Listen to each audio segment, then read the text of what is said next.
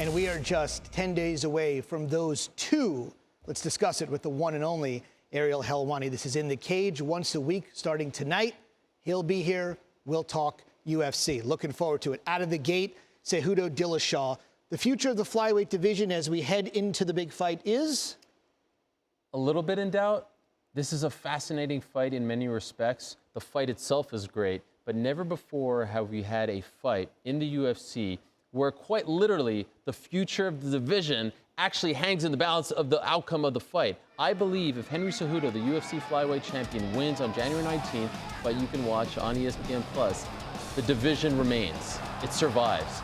I think if TJ Dillashaw beats him and then moves back up to 135, I think the division dies. And I think Cejudo and his team believe this, and I believe that they feel like they're fighting for the actual future of the division. That's fascinating stuff. That's great theater. One word, stakes, essentially, is what you're talking about. One word question. Also on the card, this is interesting. Paige Van Zandt, Rachael Ostovich. I know Ostovich was on your show, which we'll talk about in just a second. She was a victim of an alleged assault involving her husband last year. So I wonder what her response would be to having Greg Hardy, who many sports fans, NFL fans know, was accused of domestic violence once too.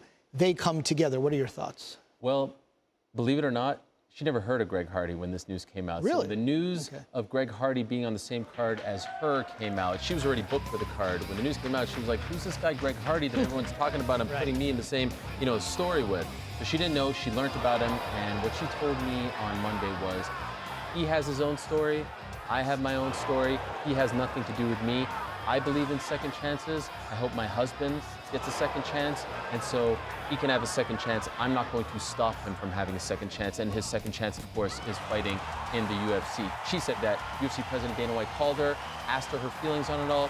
She felt fine. They're moving forward. She's not causing any problem. Decisions independent of one another. Before I let you go, the former UFC heavyweight champ, Cain Velasquez, making his return on ESPN February 17th, his last fight at the much ballyhooed UFC 200. That was a couple years ago. Yes. What did he tell you that led to this long hiatus? Okay, so a couple things. First off, he had a very serious back injury that he had to have surgery on, so that was part of the reason why he was out for so long. The other part was he wanted to be a dad. His wife had their second child, and he said he wanted to take a whole year off. I'm from Canada. In Canada, you get a whole year off. I don't think that's the case here in America, but he wanted his full paternity leave, if you will. So he took that year off, but now he's ready to go, and this is a big deal for him because not only is it his return, but he gets to fight in his home state of Arizona. He gets to fight a top contender in Francis Ngannou, and he believes one win is all it will take for him to get back in title contention.